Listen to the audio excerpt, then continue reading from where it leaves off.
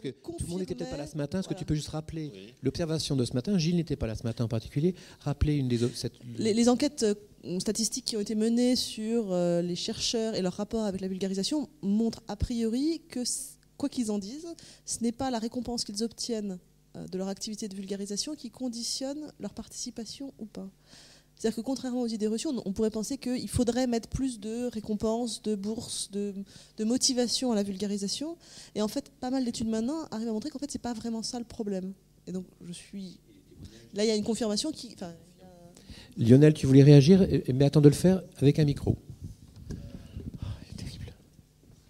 Quand on a reçu en 2001 la lettre du directeur du CES, je me souviens, j'ai dit à Gilles Bertrand, c'est un petit pas, c'est une petite lettre, mais c'est un grand pas pour nous. Non pas parce que ça va permettre aux chercheurs qui sont moniteurs de tous dire, bon, on va faire ça, mais c'est surtout parce que ça va les protéger. D'un point de vue institutionnel, ils font ça dans le cadre de leur formation et c'est reconnu. Et du coup, un tiers à l'époque où il y avait le monitorat, donc là, ça n'est plus le cas en fait. On peut plus le faire là, pour le moment. Donc ça, c'est quelque chose sur lequel on veut se battre. Il faudrait qu'on fasse le même genre de lettres. Message. Du coup, je sais plus ce que je voulais dire, mais voilà. Non mais on voit bien, parce qu'en fait, ce qu'on voit là, c'est que toi, tu dis que ça apporte une sorte de filet de protection vis-à-vis de l'institution et notamment des directeurs des labos où il y aurait de la réticence, mais c'est pas contradictoire effectivement avec ce qu'on pointait ce matin et ce que tu viens d'ajouter, Elsa, à l'instant, c'est que en tout cas c'est pas ça le ressort de la motivation et de l'engagement des jeunes chercheurs, des jeunes thésards dans cet enjeu.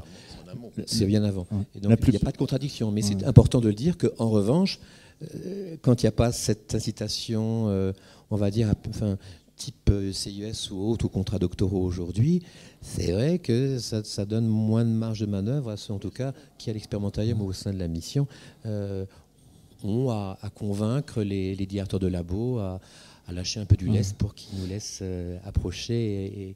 Voilà. Juste, tous les doctorants qui n'étaient pas CIES étaient payés, mais quand ils viennent, ils postulent vers nous, ils ne savent pas qu'ils sont payés. Donc c'est pas le fait d'être payé, parce qu'ils disent ah bon, et nous on leur dit oui c'est un travail, donc après vous êtes payé, pas cher mais vous êtes payé. Il y a une autre. Non, c'est pas le RSA non plus. C'est juste pour faire le oui mais. C'est vraiment pour moi, je crois qu'il faut faire la différence entre la motivation pour faire venir et la reconnaissance du travail que je fais quand j'y suis.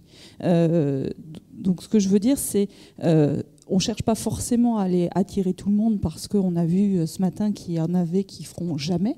Et il y en a qui se disent oui, pourquoi pas, et qui cherchent le moment ou l'opportunité ou le contexte pour essayer.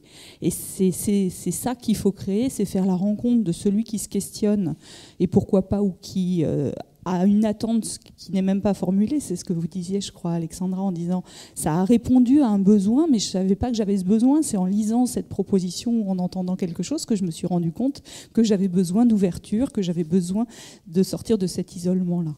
Mais en revanche, une fois qu'on fait tout ça, pour moi, ce qui est important, c'est que l'institution, la société reconnaissent la qualité du travail fait. Et dans ce qu'on a dit ce matin et ce qu'on dit cet après-midi, moi, je voudrais vraiment qu'on distingue l'intérêt, l'objectif, l'intention et le retour sur investissement, même personnel, qu'on voit là, quoi. Parce que là, je crois que je suis fan depuis longtemps aussi, moi, de l'expérimentarium. Et c'est juste aussi parce que je sens tout ça, quoi. Je sens tout ce que ça peut apporter à ceux qui le font, à ceux qui reçoivent. Et c'est bien. Et après, rémunération, autre chose. On est dans autre chose. Et ça fait du bien, et ça, on le voit. Là, je crois que c'est des témoignages. Et hier aussi, quand j'avais été interroger les doctorants du matin dans mon travail de facilitateur du retour et des messages, moi, il y a une phrase qui peut être un slogan, mais que vous avez dit à votre façon, c'est en fait l'expérimentarium pour les chercheurs qui le font, c'est bon pour le moral. Et juste pour... là, j'arrête, mais... dans la vie, les choses qui font des souvenirs, il n'y en a pas tant que ça. L'expérimentarium, ça crée des souvenirs, vous en êtes la preuve. Et tous ceux qui rencontrent et qui vivent et qui observent et qui parlent d'eux ont des anecdotes, ont des souvenirs, ont des jolies choses à dire. Et quand on prend un peu de recul, quand on avance dans l'âge, les choses importantes qui font des jolis souvenirs, il n'y en a pas tant que ça. Merci. Il y avait par là-bas, Emmanuela. Je pourrais donner quelques souvenirs, parce que même j'en ai. Alors, un après l'autre. Hein. Emmanuela, non, allez-y, Emmanuela. Donc bonjour, j'avais une question en fait, je m'intéresse à savoir vraiment à quoi sert la vulgarisation en général et donc pour vous, d'après ce que vous dites, ce qu'il en ressort, vous dites essentiellement que ça vous a servi à vous exprimer face aux autres, enfin, ce que j'ai compris, que quand vous étiez dans des commissions par exemple, expliquer aux autres, simplifier pour mieux comprendre ce qu'on fait, etc. D'autre part, vous disiez tout à l'heure que c'était reconnu à ce moment-là institutionnellement, intégré, reconnu comme une formation pour les moniteurs, etc. Donc je me pose la question face à ça, est-ce que finalement pour vous l'avez appréhendé, ça vous a semblé vous servir comme un peu un outil pédagogique ou pas? C'est ma question face à ce que vous disiez, c'est-à-dire de pouvoir parler à d'autres, à un autre public, à parler à un public et de façon plus simple, de façon, vous aider à parler à un public ou pas. En fait, c'est ma question. Je crois que la table expérimentale, c'est un peu le divan du chercheur. Hein. Ce qui se passe là, les manips que l'on monte, la façon dont on les monte, ce que l'on monte, comment on le raconte, c'est une forme d'exposer, à mon avis, je dirais que c'est une forme de divan. Hein. C'est peut-être pas freudien, mais... Alexandra, attends. Ouais, Alexandra, est-ce que vous voulez ajouter quelque chose sur le divan? Non. Non, parce que vous êtes psychologue, est-ce que vous partagez cette métaphore de... Non, allez-y. Non, en fait, question à ceux qui ont participé à l'expérimentarium, face à ça, comment vous l'avez appréhendé? Pédagogique. Oui, comme je l'ai dit tout à l'heure, j'ai l'impression, mais c'est pareil, c'est qu'une impression, que ça m'a servi et ça me sert encore un peu tous les jours, ne serait-ce que face aux étudiants. Quand je leur parle des recherches qu'on doit faire en psychologie, c'est vrai que la recherche en psychologie, même pour des étudiants qui sont dans des études de psychologie, ça paraît très lointain et très difficile à appréhender. Donc très tôt, il faut aussi les apprivoiser dans cette dimension-là de recherche. Et si je pense qu'on n'arrive pas, comme dans le cadre de l'expérimentarium, à se mettre à la portée et pouvoir être compréhensible dans la manière d'expliquer ces recherches, eh bien, on ne donne pas envie. Et quand je parle à mes étudiants des recherches en psychologie, j'ai l'impression de nouveau de faire un atelier expérimentarium.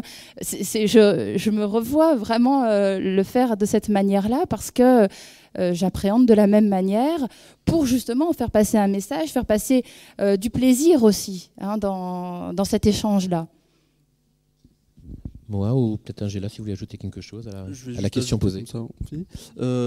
Moi personnellement, oui, en fait, comme le disait Alexandra, effectivement, on a l'impression de s'en servir presque tous les jours. Moi personnellement, c'est face à mes étudiants, pas en cours, mais plutôt au laboratoire. Une étudiante, par exemple, qui est arrivée en début d'année, master 2 recherche, effectivement, quand cette personne commence, même si elle a fait des études dans le domaine, au début, il faut lui expliquer son sujet de stage, il faut lui expliquer comment, les objectifs, etc.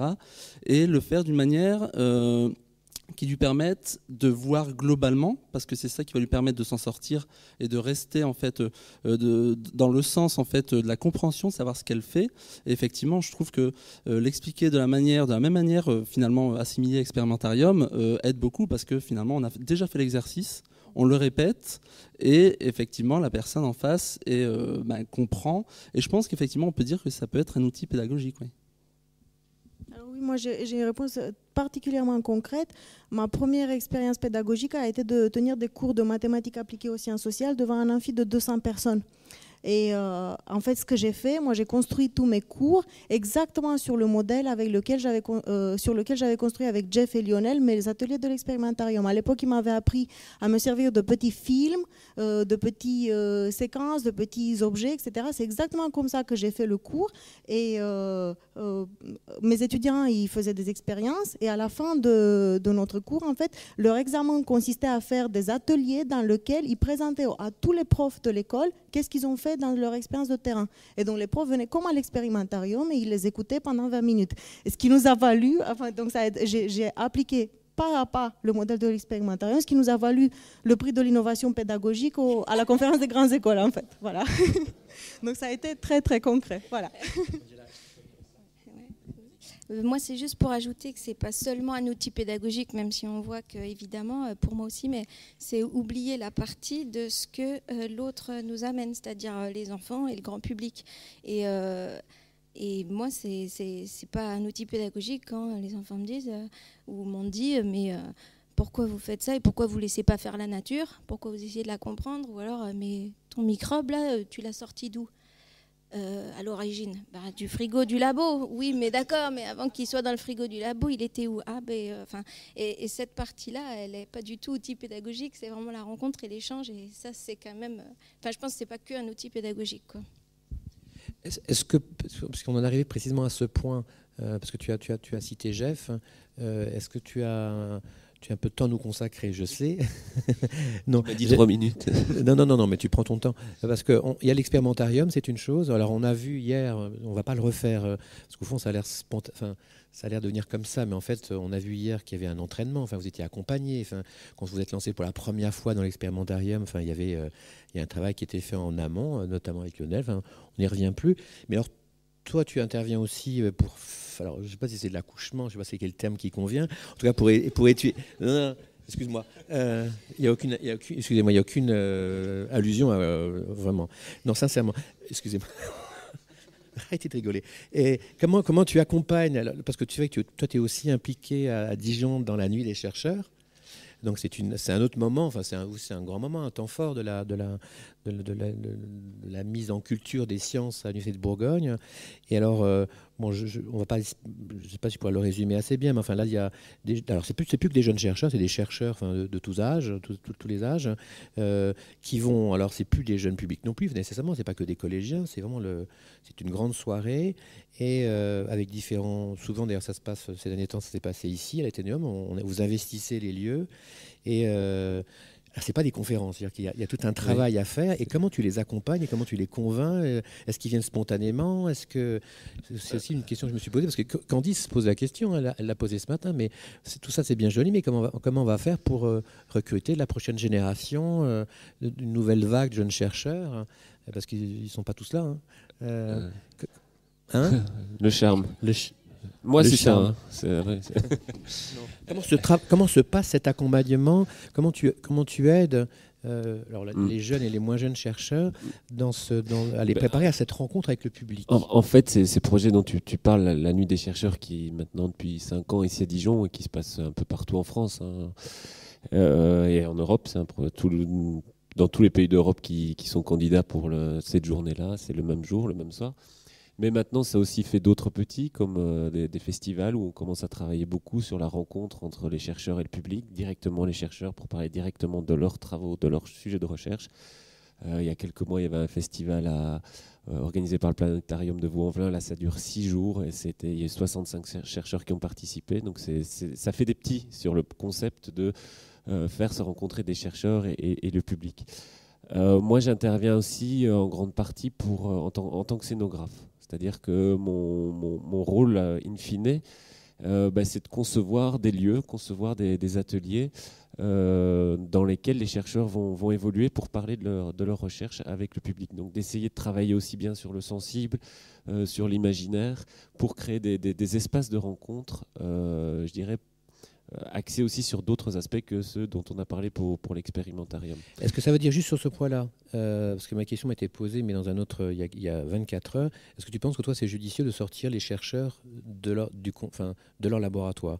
Parce qu'il y a deux écoles, il y a ceux qui disent on fait des journées portes ouvertes, il y a des jeux, il faut ouvrir les labos, etc. Et est-ce que toi par rapport à ça, qu'est-ce que tu défends? Moi j'aime ça. Enfin, c'est une approche et c'est justement celle qui permet de travailler justement sur. Ce dont on s'est rendu compte aussi, c'est que souvent ça brisait les frontières. C'est-à-dire que même les gens, même si c'est une journée porte ouverte, ils viennent dans les labos. Ça reste un labo, ça reste un lieu qui est parfois un peu bizarre, etc. Donc dans certains cas, je pense que oui, par exemple, ici dans ce centre culturel ou dans d'autres centres culturels, c'est un lieu un peu intermédiaire et où tout le monde fait un pas. C'est-à-dire que le chercheur fait un pas et le public fait un pas. Et on essaye de les faire se rencontrer dans un lieu qui est de trait d'union. Oui. Et donc, je pense que le fait de sortir de ce labo et de venir dans un lieu, évoluer dans un lieu qui a été conçu dans ce but-là, c'est aussi un grand pas dans la préparation et dans la démarche du chercheur pour se mettre aussi dans un état propice à la rencontre. Et parce que justement, il y a tout un travail, et c'est peut-être là le lien, il y a tout un travail de préparation qui est fait avec les chercheurs en amont, bien sûr qui s'inspire pas mal de ce qui est fait depuis des années avec l'expérimentarium. Hein. J'y participé il y a très longtemps aussi, et donc ça fait aussi des petits dans le concept. Mais donc oui, une grosse partie du travail, c'est de rencontrer les chercheurs, d'essayer de comprendre un peu ce qu'ils font, et d'essayer de cerner un petit peu le discours qu'ils vont pouvoir tenir, en tout cas ce dont ils vont parler, parce que la soirée est courte ou la semaine est courte. À l'inverse d'un expérimentarium, ce ne sont même pas des ateliers d'une vingtaine de minutes avec un début et une fin. Souvent, ce sont des parcours où le public déambule. Donc les rencontres peuvent durer 2 minutes ou peuvent durer une demi-heure. Et c'est sur des petits points d'accroche comme ça. Donc il y a un petit peu cette différence-là. Donc on essaie de voir un petit peu quels sont des points d'accroche pour entamer la discussion. Et comme Gilles le disait aussi, on travaille beaucoup aussi au départ d'objets, d'images, rarement de manip, mais de supports autour desquels les chercheurs vont pouvoir s'appuyer pour entamer le discours.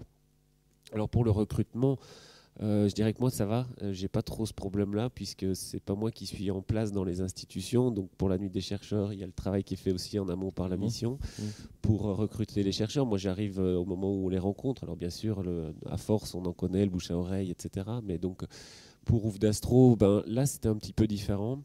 Dans la mesure où c'était un projet qui donc le festival était consacré à la gravité. Avec tous les labos de la région Rhône-Alpes. Et donc ça faisait énormément de labos. Et la demande est venue un petit peu du haut, c'est-à-dire que c'est le planétarium qui organisait. Et puis la demande après était relayée par Natacha ici, je pense, et d'autres chargés de com de différents laboratoires. Et les demandes ont été relayées comme ça un petit peu plus du haut, en tout cas de la partie communication.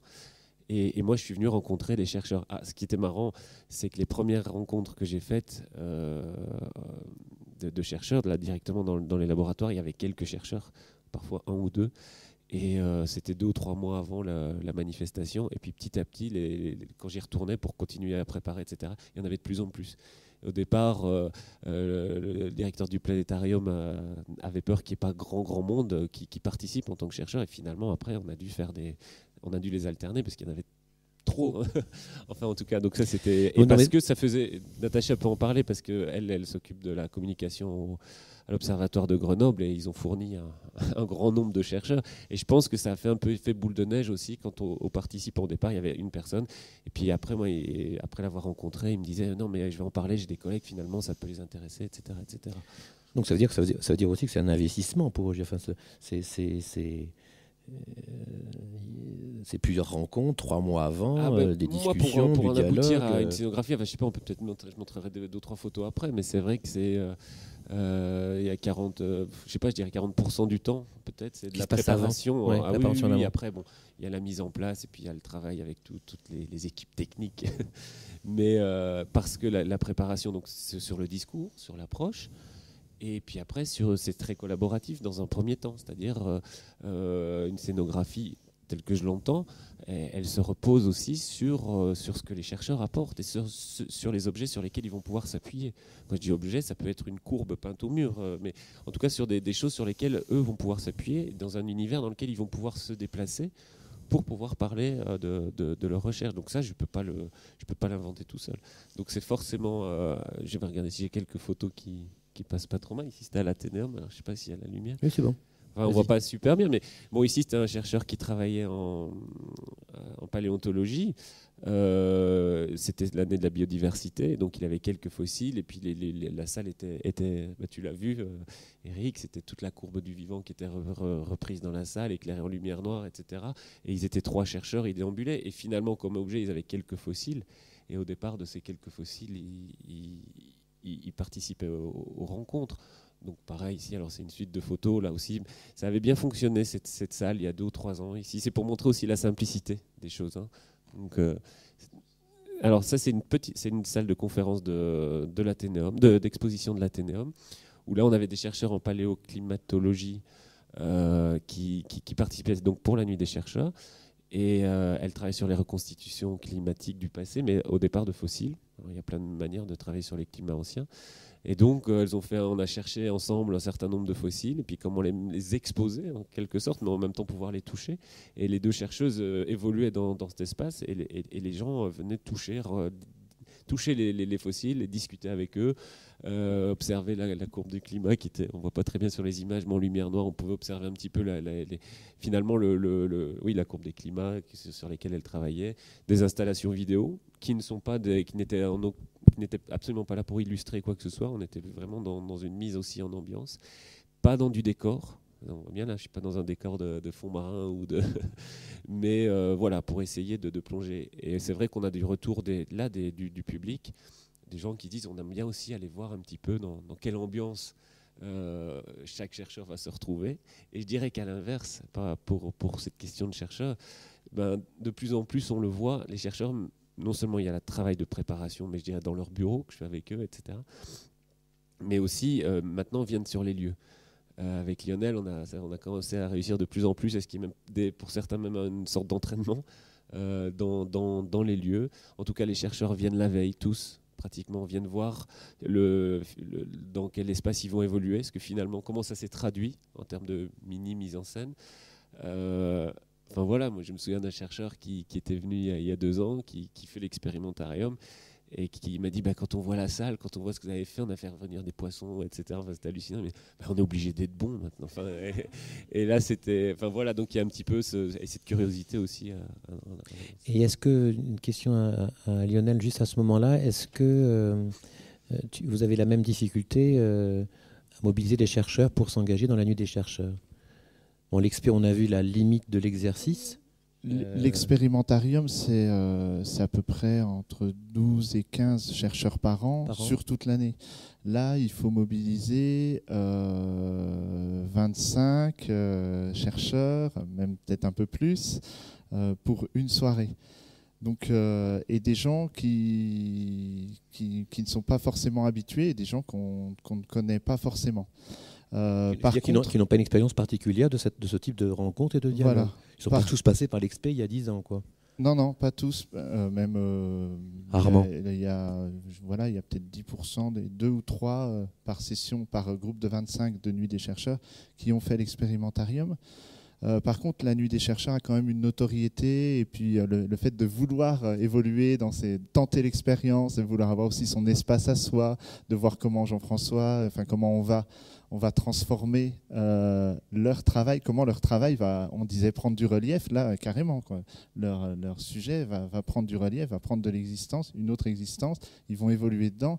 Donc ça, je pense, ça leur plaît vraiment. On va le voir, là, c'est l'année de la chimie, on fait ordre et désordre, on va envoyer le mail dans une semaine, ça fait 2-3 semaines que je dois l'envoyer, mais je n'ai pas pu, on va voir comment ça répond. Donc c'est un mail, enfin il y a une thématique. Alors le mail, par contre, j'envoie un mail général à tous les directeurs de labo, de toutes les thématiques. Et c'est vrai que via ce mail, il y a très peu de réponses, mais c'est assez général que par les mails. Puis les gens ont peut-être marre de recevoir des mails de moi.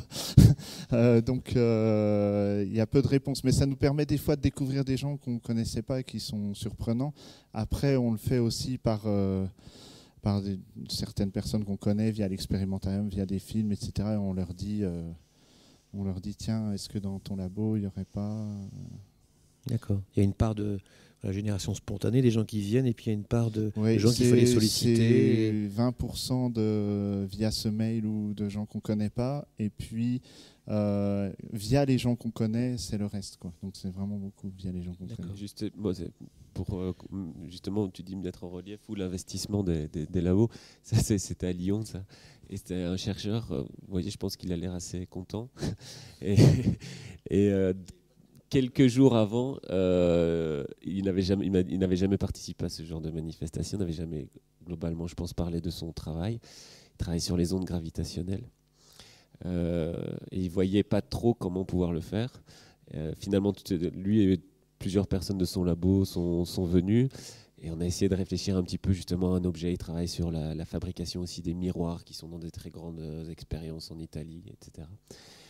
Et puis finalement, la fois suivante, ils nous ont dit non, mais on va faire venir un miroir d'Italie. Alors, et donc pour la semaine, là, ils ont fait venir ce miroir, alors, des valeurs d'assurance de 300 000 €, le camion qui arrive, etc.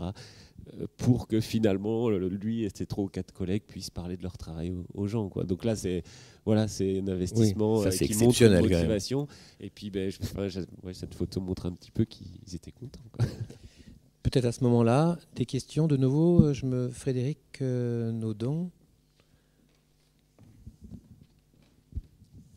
Donc c'est les 10 ans de l'expérimentarium. On a entendu plein de choses hier et aujourd'hui. Et les bienfaits de la vulgarisation scientifique sur les chercheurs paraissent complètement évidents, je dirais. C'est peut-être moins vrai pour le public, mais j'ai la question suivante. Est-ce que vous savez si le club des présidents des universités ont connaissance de cette expérience? Est-ce qu'ils percutent? Est-ce qu'ils se disent que ça peut être un outil formidable pour faire de la meilleure recherche? On entend beaucoup parler de recherche d'excellence, d'innovation pour la recherche. Est-ce que là, on n'a pas à disposition un outil pour faire de la meilleure recherche? Est-ce que peut-être, Gilles, tu... Non, moi je ne vais pas répondre, mais peut-être qu'on peut redonner le micro à Pablo éventuellement, si j'ai une scène peut-être sur si je vous liais ma réponse personnelle, je dirais oui, mais moi j'ai constaté, j'ai été à un moment donné de ma vie, entre 2000 et 2004, président du comité national d'évaluation, c'est-à-dire des universités, c'est-à-dire l'ancêtre de la fameuse AERS, hein. Et on a visité un très grand nombre d'universités et on a monté un livre de référence qui était les références un peu que l'ARS sur cette partie-là n'a pas repris justement, malheureusement. Et nous avions une partie, donc l'idée c'était on donne un peu des affirmations et l'université devait dire si elle les satisfaisait ou pas, à quel degré, ou si elle ne savait pas expliquer pourquoi, soit on n'y a jamais pensé, soit on n'est pas pour ça, etc. Et on avait toute une interrogation sur la culture scientifique et technique sous ces différentes rubriques, parce qu'il n'y a pas qu'une seule façon de le faire, hein. Et donc toutes les universités qu'on a interrogées à l'époque, on a interrogé quand même plus d'une 50aine, ont toutes répondu sur leur implication dans la culture scientifique. Et dans les rapports que nous rendions publics, il y avait bien évidemment l'état de la question. Alors, c'était dans des avancements assez différentiels, c'est-à-dire qu'il n'y avait pas... Mais il y a des universités qui étaient très actives et qui avaient une activité de très bon niveau. Je pense à Montpellier notamment, mais il y en a d'autres éventuellement. Voilà. Mais c'est le rôle des évaluateurs aussi de titiller les universités pour leur dire mais vous faites ou vous ne faites pas, finalement. C'est dans votre obligation, puisque c'est quand même dans la table des lois, la troisième loi dit les établissements doivent diffuser la culture scientifique. Et il y a même différents thèmes qui sont abordés après. Donc le rôle d'un évaluateur, c'est de vérifier si ceci se fait ou pas, et à quelle échelle. Je pense que cette forme d'interrogation que l'ARS n'a pas repris est dommage, parce qu'on perd quand même une façon de vérifier que la chose se fait ou ne se fait pas. Bon, notre université a choisi de répondre quand même aux questions qu'on ne nous a pas posées, mais voilà, mais on verra ce que ça donne. Par ailleurs, pour la carrière des chercheurs, bon, je n'ai pas intervenu tout à l'heure, mais je pense qu'au fond, les éléments qui favorisent ou qui sont des éléments forts d'un dossier, c'est quand même ce qui différencie du commun de la discipline. C'est-à-dire un chimiste qui publie dans le Journal of American Chemical Society, etc., ben je dirais, il ne se distingue pas beaucoup des autres. Bon, celui qui en fait 20 plutôt que celui qui en fait 2, peut-être il se distingue un peu plus. Mais il n'y a pas de facteur différenciant. Quelqu'un qui a une activité originale et qui sait expliquer, pour moi, j'ai été président d'une commission du CNRS, on titillait, on disait, ah oui, tiens, là, il y a un petit truc, c'est un facteur différenciant. Et on le positivait plutôt. Et je raconterai là une histoire que j'avais vécue dans une vie antérieure, et ça donne la même chose. C'est-à-dire que on faisait écrire des CV à des étudiants avancés qu'on faisait. J'étais directeur du service d'information à l'époque, et qu'on faisait critiquer par des responsables de services RH d'entreprise. Et un étudiant qui venait d'une grande école avait marqué qu'il avait participé comme clown au gala des grandes écoles. Il a mis ça sur son CV. Ah, ça, on en a parlé. Hein. Ça, on en a parlé. Mais finalement, j'ai dit plutôt que de rester comme ça, dans le vague, dans n'importe quoi, il y avait au moins 2 des chefs d'entreprise ou des représentants des entreprises qui étaient là. On dit, ah, ce gars-là, on veut le voir. On veut le voir parce qu'il a, d'abord, de l'avoir écrit et de l'avoir fait, il a quelque chose dans le ventre que n'ont pas les autres. Voilà. 2 autres ont dit, on n'a pas un clown dans nos entreprises. Mais peu importe. Le tout, c'est qu'il ait eu quelques touches. Et je pense que les facteurs différenciants, c'est ce qui permet de faire des touches. Et c'est pareil pour les universités, pour les chercheurs, etc. Quel est le facteur différenciant? Je crois qu'il y avait une question, je crois. Elsa Poupardin. Mais parle bien dans le micro, Elsa. Oui, moi, ce qui m'impressionne depuis le début dans l'expérimentarium, donc c'était juste une question un peu métralionnelle, c'est tout à fait l'aspect projet pilote que moi je trouve fascinant. Quand je vous entends parler, j'ai l'impression que ce qui a si bien marché aussi, c'est que vous étiez non pas une sorte d'élite, enfin, ou peut-être d'ailleurs, mais que vous étiez un club confidentiel. C'est pour ça que ça rejoint un peu aussi ta question de club confidentiel. Je me demandais si ce qui fait la particularité, enfin, l'efficacité redoutable, à mon avis, de l'expérimentarium ici à Dijon, c'est pas le fait que ça soit en petits effectifs, enfin, que pour l'instant vous n'ayez pas atteint une taille critique, ni même que ça soit répandu et que tout le monde fasse l'expérimentarium. Et je me demandais si ça, c'est pas quelque chose auquel je ne sais pas si vous avez réfléchi à ce problème et si vous avez trouvé un moyen de dépasser cet effet auteur. Lionel, si tu veux, ou parmi les participants, est-ce que c'est faute de moyens que l'expérimentarium de Dijon n'a pas... je pose la question autrement. Hein. Est-ce que c'est faute de moyens en termes de personnel, de moyens financiers, qu'on ne pourrait pas faire, non pas 2 grandes sessions par an, plus les expés nomades, mais en faire 3, voire 4, et puis... faute de moyens, Candice n'aie pas peur. Hein. Est-ce qu'on pourrait en faire plusieurs, une sorte d'industrialisation du thésard? Est-ce qu'on pourrait imaginer, mais je pense qu'il ne faut pas, mais est-ce qu'il faut imaginer que l'Université de Bourgogne finalement impose cette formule en quelque sorte? Ou est-ce qu'il faut Il y a Florence Roulet là, qui va revenir, qui vient du Canada exprès pour les 10 ans de l'expérimentarium.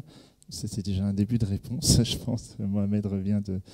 Il y a une aventure. Elle dit à un moment, Florence, dans le film de l'expérimentarium, c'est une histoire humaine tout d'abord. C'est ça en premier. Je pense qu'il y a eu vraiment, on se souvient merci à Gilles Bertrand de nous avoir dit, tiens, il faut aller au Creusot, parce que on est allé au Creusot ensemble, on s'est retrouvés.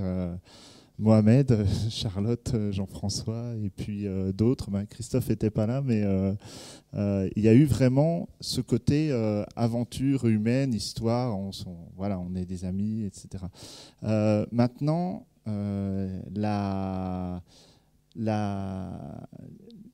l'histoire, c'est d'essayer. C'est des questions qu'on se pose très souvent avec Candice. Et notamment quand on fait le recrutement, ou notamment quand on se rend compte que des fois au début, il y a des jeunes chercheurs, on se demande s'ils savent bien ce que c'est. On se demande s'il n'y a pas une sorte d'institutionnalisation. On se le demande, hein, un peu S'ils se disent pas, tiens, c'est le truc qui est institué, ça marche, bon, je le fais, puis si je le fais pas, toute merde, ça va pas tomber. S'il y a une structure, moi je suis en poste, donc c'est quelque chose qui est très rare. Un poste de chargé de médiation scientifique, enfin fonctionnaire, on a eu du mal à l'avoir, on l'a eu. Je me souviens si vous regardez dans le compte-rendu du conseil d'administration en 2006, il y a quelqu'un qui avait dit non, il faut pas, comme vous l'avez dit, il faut privilégier les postes de la recherche. Il faut pas. Et donc il y a dû avoir une défense de cette phrase. Donc ça a été assez dur d'avoir ce côté institutionnalisé. Et c'est vrai qu'avec Candice, on se dit à chaque fois il faut qu'on reste quelque chose quand même d'assez humain. Mais le fait de le faire intrinsèquement quand même, il y a quelque chose d'humain, le fait de rencontrer les gamins, de les rencontrer ensemble, de se retrouver après et avant les sessions, ça crée du lien, et ça comme c'est à la base, ça fait qu'on peut continuer cette aventure. C'est pas un truc où on va comme ça, on arrive, on repart et il se passe rien. Donc c'est inscrit dans le paysage institutionnel parce que les moyens ont été donnés pour que l'opération soit pérennisée, mais pas au point d'en vouloir en faire un plan d'action massif pour tous les... Moi, j'ai encore tous les ans, j'ai des surprises de la fragilité, à part ce que j'ai dit, là, le poste, la fragilité du programme. On ne sait pas si l'an prochain, il pourra continuer, même à la fin de l'année. Alors, ça peut faire... Mais si jamais il y a des problèmes, on sait qu'il y a peut-être des gens qui vont... Mais le programme est très, très, très fragile, quoi. Jeff, tu voulais peut-être... Oui, enfin, c'est des questions. Moi, c'est juste par rapport donc, de l'expérimentarium, mais c'est vrai que je pense aussi qu'il y a cette notion, sur le concept en tout cas, de manifestation où les chercheurs, où le public rencontre les chercheurs. Et cette notion-là, elle fait des petits, même si ça, donc quand je parle de Nuit des chercheurs, quand je parle de festival, etc., donc même si ce n'est pas repris sous cette notion, ce concept d'expérimentarium, il y en a quelques-uns ici qui commencent, on le voit. Mais là aussi, c'est un petit peu limite, c'est-à-dire que quand on commence à travailler avec 65 chercheurs pour une manifestation d'une semaine, etc., et là, c'est un peu tendu, c'est-à-dire qu'il faut aussi garder cette relation, de pouvoir voir les gens, etc. Alors tout à l'heure je disais ça faisait parfois boule de neige parce que j'allais voir un chercheur et puis finalement je recevais un mail, oui mais finalement il y a mon collègue qui va participer, etc. Donc effectivement sur les 65 finalement j'ai pas rencontré les 65 et c'est là qu'on commence à voir que ça pose des petits problèmes où on n'est pas, tout le monde finalement ne se retrouve pas dans le même état d'esprit, etc. À l'inverse, ça durait une semaine et des gens qui n'avaient pas participé à la formation, au bout de quelques heures ils voyaient les autres, ils avaient des réticences. On a eu des plus grosses critiques négatives, on a eu de tous les sens, mais certaines sur le concept même de l'événement, donc en gros de rencontres, etc., de gens qui n'avaient pas participé à cette pré-formation, on va dire, et puis après en voyant que finalement comment ça se déroulait, bon finalement on adhérait et c'était chouette. Et c'est vrai que mais c'est un travail qui se fait très encore de manière artisanale. Parce que finalement une rencontre et un côté humain qui est important. On ne peut pas arriver clé en main avec une formule toute prête. Oui. C'est exactement ce que j'allais dire, le côté artisanal. Moi, ce que je vis et ce que je ressens et ce que j'essaye aussi de mettre en place à l'UPMC, qui est une grande institution, c'est le côté artisanal, mais compagnonnage. Ce que j'entends de vous, c'est ce côté compagnonnage. Et puis même maintenant, c'est les compagnons, ils vont autour du monde, au Pérou, en Thaïlande, etc. Donc on est vraiment dans cet esprit-là. Et dans compagnonnage aussi, il y a la professionnalisation des choses. Alors c'est bien que l'institution et le système aient reconnu le métier, et ça, on a fait un pas grâce à Référence et aux fiches de post-médiation scientifique, mais ça a un travers que je vis parce que je participe au concours de recrutement de la BAP-F, la branche d'activité professionnelle, pour être dans les termes très administratifs, médiation scientifique. On voit arriver des dossiers de n'importe quoi. Et on se dit, médiation scientifique, puisque beaucoup de gens ne savent pas ce que ça veut dire et ne voient pas l'expertise métier qu'il y a derrière, eh ben, je mets un truc, une phrase dans mon rapport d'activité et je me dis médiateur scientifique. Donc là, moi, je fais attention, j'ai la chance de pouvoir être présidente de jury et de constituer des jurys, donc de mettre des professionnels de la médiation dans ces jurys-là pour être très attentif, mais ça veut dire qu'on fait des jurys, des concours infructueux et il faut aller le négocier après au ministère. Pourquoi vous dites qu'il y a des besoins, qu'il y a des métiers, des compétences, on vous ouvre des concours, ils sont infructueux. Mais parce que le système détourne ce système, parce qu'aujourd'hui, on ne sait pas parler bien de nos métiers, parce qu'on est dans ce côté, la relation, l'humain, etc. Et on se dit, ouh là là, bah, c'est possible pour n'importe qui. Et moi, je suis convaincue que non.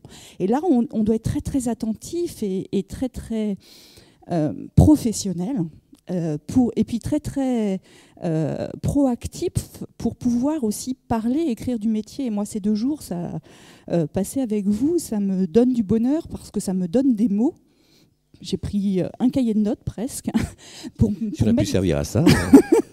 Pour mettre des mots sur tout ça, pour écrire des choses, pour initier des groupes de travail, de réflexion qui permettront de faire exister ce métier artisanal d'accompagnement des chercheurs dans la création de la relation.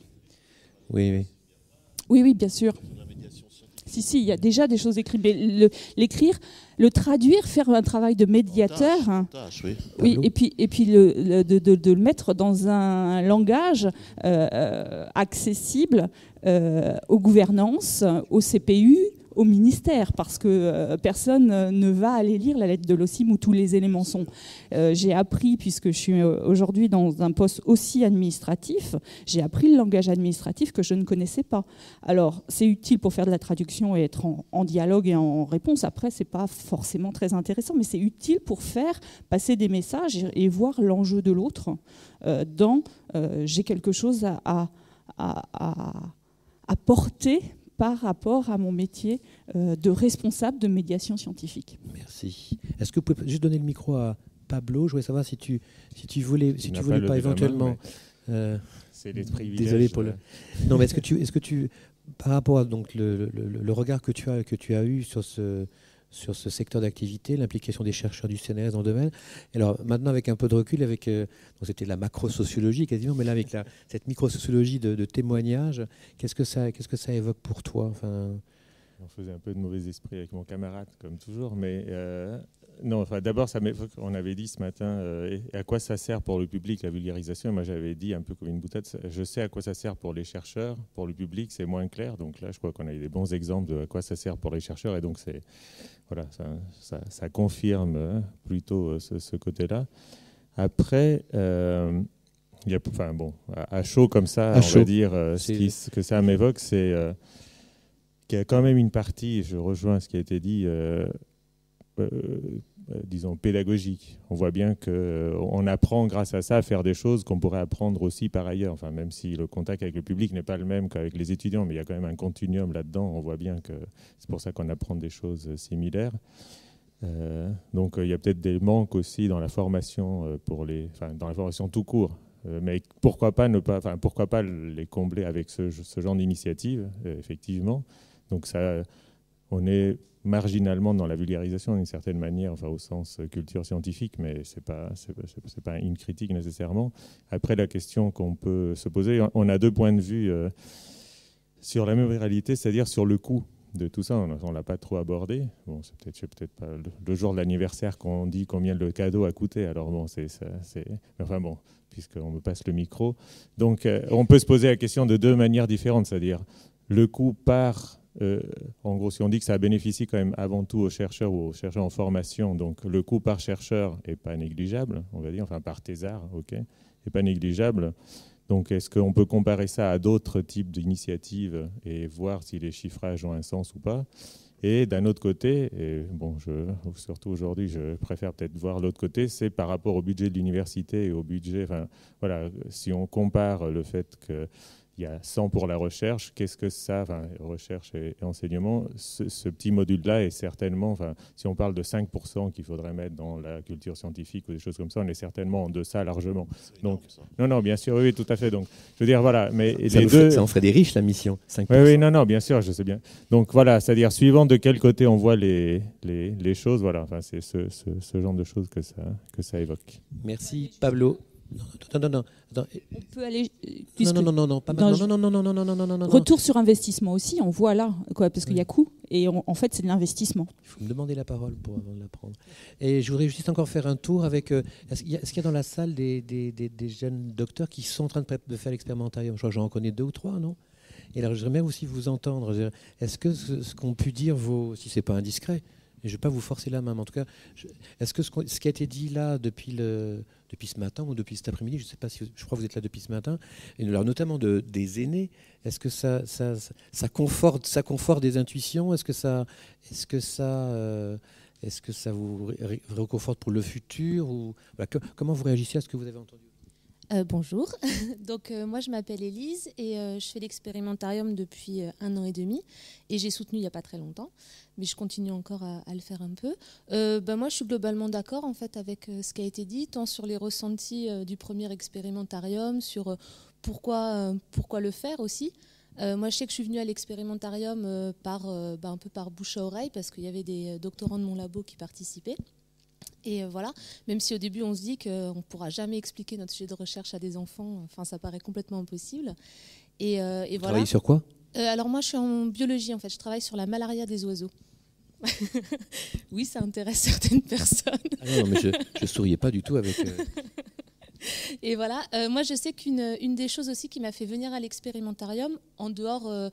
d'un côté plaisir, avoir envie de raconter ce que je faisais, c'est que je m'y suis intéressée à partir de la 2e année de thèse, parce qu'en 2e année de thèse, j'étais un peu paumée dans mon sujet. C'est qu'on est à fond dans ce qu'on fait, et la 2e année, pour moi, c'était l'année du doute. Et du coup, de pouvoir parler à des enfants de ce qu'on fait, de voir que ça intéresse des gens, ça réconforte aussi un peu ce qu'on fait, tout simplement. Donc voilà. C'est important? Ouais, c'est important, oui, bien sûr. Merci. Est-ce que quelqu'un d'autre qui fait l'expé actuellement et qui serait dans la salle voudrait apporter une petite contribution dans ce registre? Je ne les reconnais pas toutes, ni tous. Je ne crois pas. Non? Je ne sais pas si ça a été dit à un moment donné. Gilles, allez-y. Mais ce n'est pas mon expérience que je veux décrire. Non, vas-y. Je ne sais pas vas-y. si ça a été dit, mais je trouve que quelque chose qu'on n'avait pas imaginé, donc je reviens, c'est que ça s'applique à toutes les sciences. Je crois qu'on avait idée au départ que ça allait être matière et biologie essentiellement. Et finalement, de le voir en littérature, en droit, en éco, etc., c'est quand même... et de voir que les gens ont mis les outils sur la table.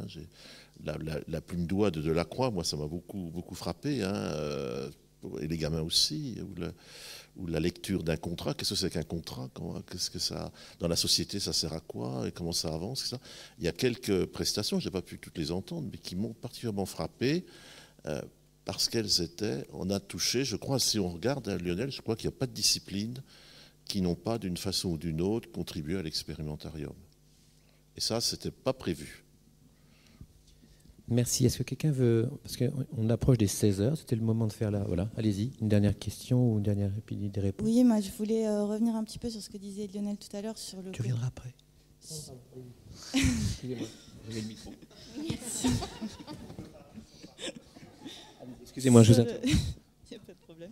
Sur le côté un peu fragile encore du programme, je me suis posé la question, donc là on commence à le développer en Lorraine, je me suis posé la question un moment de savoir si on reprenait le nom de l'expérimentarium et donc on utilisait exactement la même formule pour justement gagner aussi en lisibilité, en crédibilité vis-à-vis des publics.